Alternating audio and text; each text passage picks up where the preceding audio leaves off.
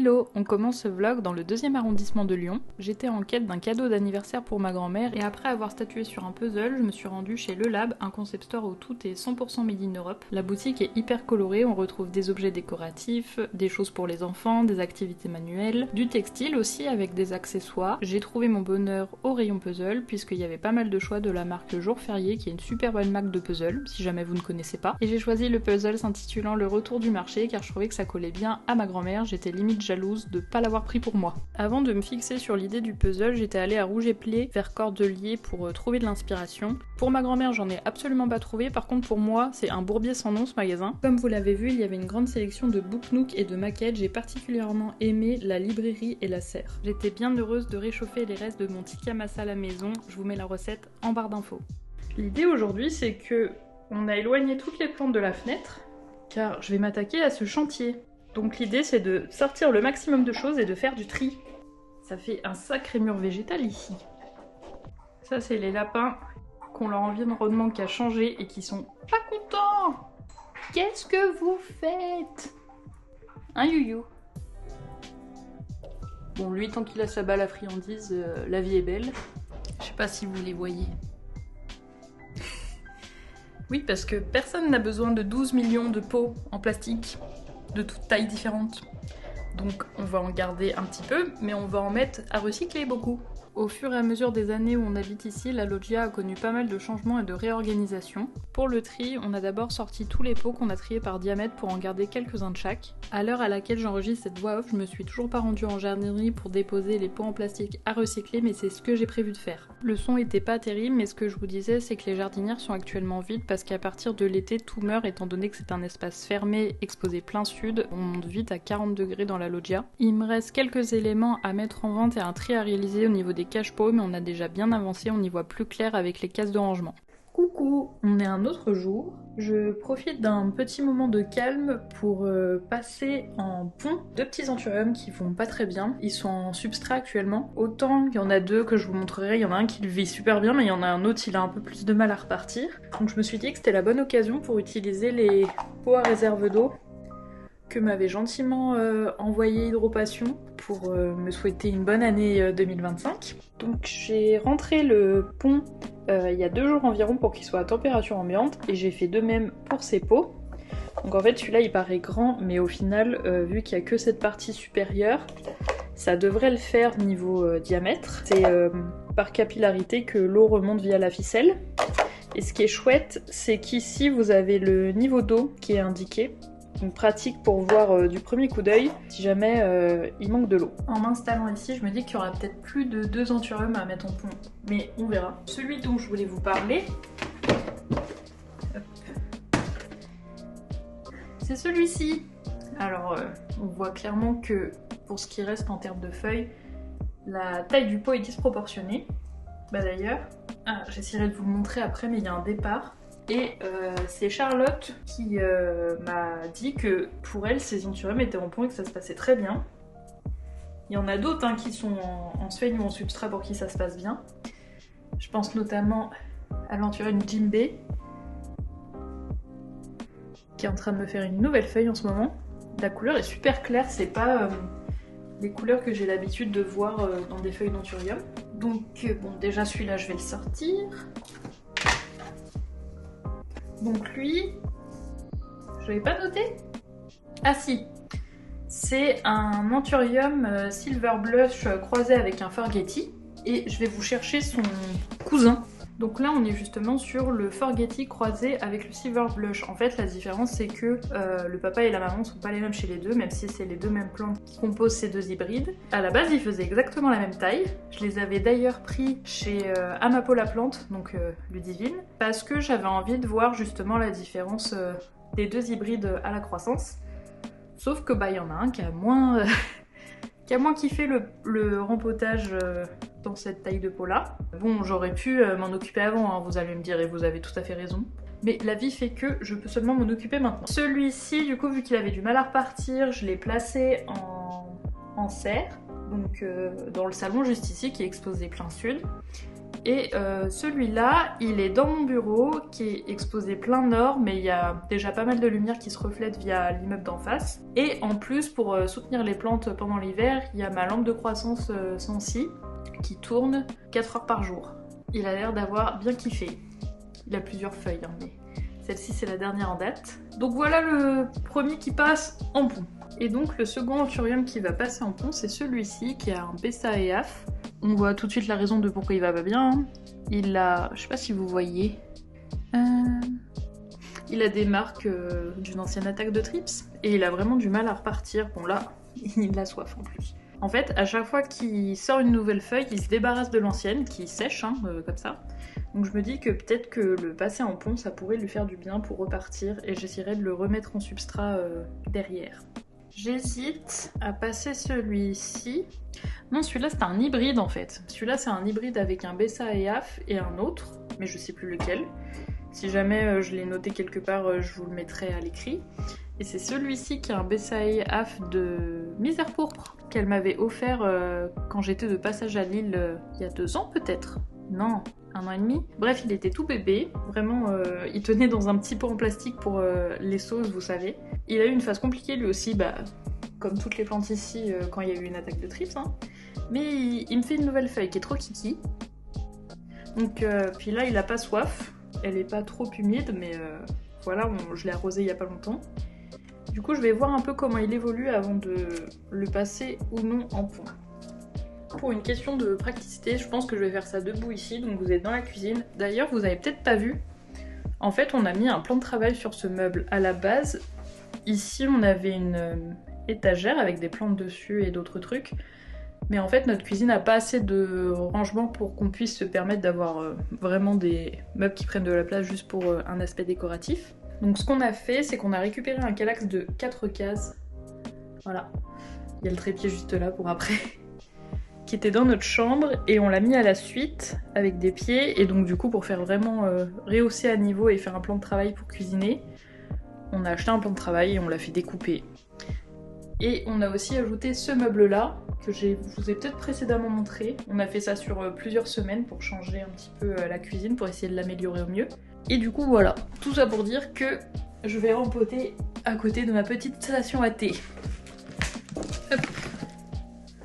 Je vous parle du pont depuis tout à l'heure, mais peut-être qu'il y en a quelques-uns ou quelques-unes d'entre vous qui ne savent pas forcément ce que c'est. Donc le pont, c'est un substrat minéral, c'est-à-dire qu'il se compose exclusivement de petits cailloux, enfin de petites roches. Est-ce qu'on a le détail de ce qui se trouve à l'intérieur? Pierre ponce, pierre de lave, zéolite, engrais. En engrais, pour 1 litre, il y a 350 mg d'azote, 250 mg de phosphate et 325 mg de potassium. Ce substrat est destiné à un usage en pot et donc c'est de l'engrais enrobé. Donc c'est pas gênant que les racines soient en contact direct avec ça parce qu'il y a une couche qui les protège. Donc le principe du pont, c'est que c'est de l'hydropassive. La plante va se trouver dans ce contenant, donc dans du pont. Et je vais disposer de l'eau au fond pour que par capillarité, c'est ce que je vous disais tout à l'heure, la plante puisse s'alimenter en eau. Je sais que vous pouvez avoir le même principe d'hydropassivité pour faire repartir des plantes avec un mélange à part égale de perlite et vermiculite. Mais étant donné que d'expérience j'ai des bons retours sur le pont et que j'en ai à la maison, je me suis dit que j'avais envie de tenter l'expérience. Quelque chose de très important quand vous passez des plantes qui sont en terreau, en pont, il faut bien nettoyer leurs racines pour que vraiment il n'y ait plus de la terre. Sinon en fait ça va entraîner de la pourriture. Donc ce que je vais faire, c'est que je vais débotter les petits anthuriums. Je vais mettre dans un pot la terre pour l'emmener à la déchetterie. Parce qu'en plus, étant donné qu'il y a eu des attaques de trips, bon normalement là je touche du bois et du singe, mais j'en ai pas vu depuis un moment, donc j'ose espérer que je suis tranquille pour un moment. Et du coup je vais après venir rincer les racines pour les disposer là-dedans. C'est parti! Donc j'ai mis de l'eau un peu tiède, température ambiante, pas froide en tout cas, pour pas créer un choc de température avec les racines. Je vais commencer à remplir les petits pots. Voilà pour vous montrer C'est vraiment des petits cailloux. Je fais ça avec une louche parce que je me suis dit que j'en mettrais moins partout.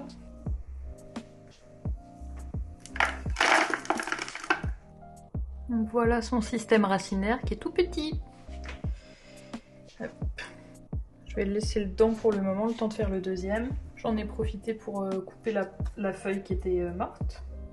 Et il faudra bien évidemment que je lave ce pot avant de le réutiliser.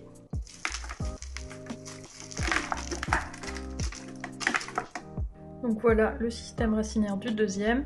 Et je sais pas si vous voyez la petite pointe du petit départ. Je vais rincer une première fois et après pour dégrossir, et après je les rincerai individuellement. Donc ce que j'ai fait, c'est que je les ai passés sous un jet d'eau à température tiède pour essayer avec la pression de l'eau de retirer le maximum de terre possible. J'ai essayé de frotter tout doucement avec mes doigts, mais j'ai pas envie de casser des racines. Donc on va pouvoir placer ces anthuriums. Hop. Je vais essayer de le placer comme ça. Et le deuxième, j'essaierai de le caler un peu mieux juste après. Et après j'irai les rincer.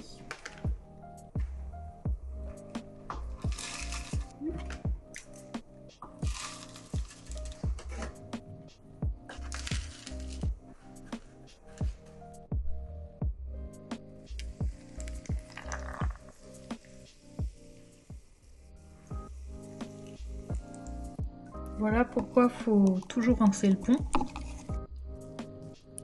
Et c'est là où on voit le niveau d'eau. Ce que je vais faire, c'est que celui-ci, je vais le remettre à sa place.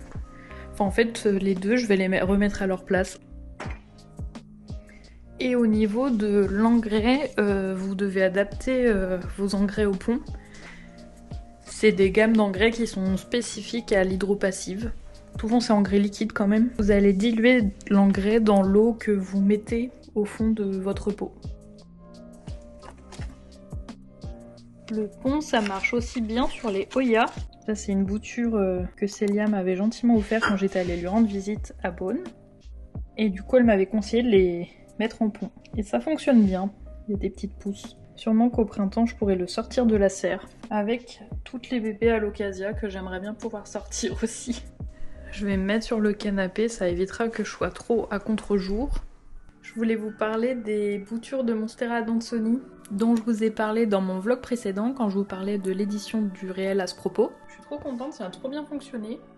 Et puis le fait que certaines prennent doit libérer de l'hormone de bouturage parce que même des petits tronçons où il se passait rien, il y a des petits départs dessus.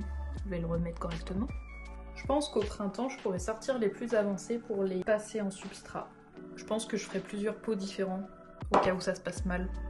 Peut-être un encore en sphaigne, un autre en substrat, et pourquoi pas tester avec le pont. L'avantage, c'est que j'ai de quoi faire. Je pense que ce philo va passer par la même étape que la Monstera d'Anthony, c'est-à-dire des tronçons. Il a eu des acariens, des trips depuis que je l'ai eu, enfin un enfer. Oula, un peu surexposé. Voilà, c'est mieux. Je pense que je vais prélever les petits, parce que petits, j'ai l'impression que ça se passe mieux. Ce qui n'a pas vraiment de sens, parce que généralement les plantes les plus petites sont les plus fragiles. Et après ça va partir en bouture de tronçon. Il y a ma Monstera Deliciosa que j'avais bouturée aussi qui repart. Bon, évidemment, en termes de taille de feuilles par rapport à quand je l'avais achetée, ça n'a rien à voir, mais au moins elles sont en très bonne santé. Celui qui est en pont aussi, c'est mon Alocasia Regal Shield. Hop. Je l'ai un peu fait passer par-dessus toutes les plantes pour être sûr qu'il ne touche pas le sol et que les lapins ne grignotent pas. Il m'a sorti cette feuille tout récemment et il a direct enchaîné avec une autre. Là. Il est trop beau. Samedi dernier, avec un groupe d'amis, on s'est rendu à Eurexpo à Lyon pour le festival Yggdrasil autour des mondes et de l'imaginaire. Parmi mes amis, je peux retrouver la dessinatrice Lynn Lana dont je vous avais parlé dans mon dernier vlog. C'était les 10 ans du festival. Comme chaque année, il y a différents univers. On retrouve de la science-fiction, du medieval fantasy, l'univers d'Harry Potter et beaucoup de créateurs et créatrices, artisans et artisanes qui proposent plein de belles choses. vous laisse avec quelques images. Je vous remercie pour avoir visionné ce nouveau vlog. N'hésitez pas si vous avez des questions à laisser un commentaire et si ce n'est pas déjà le cas, à vous abonner.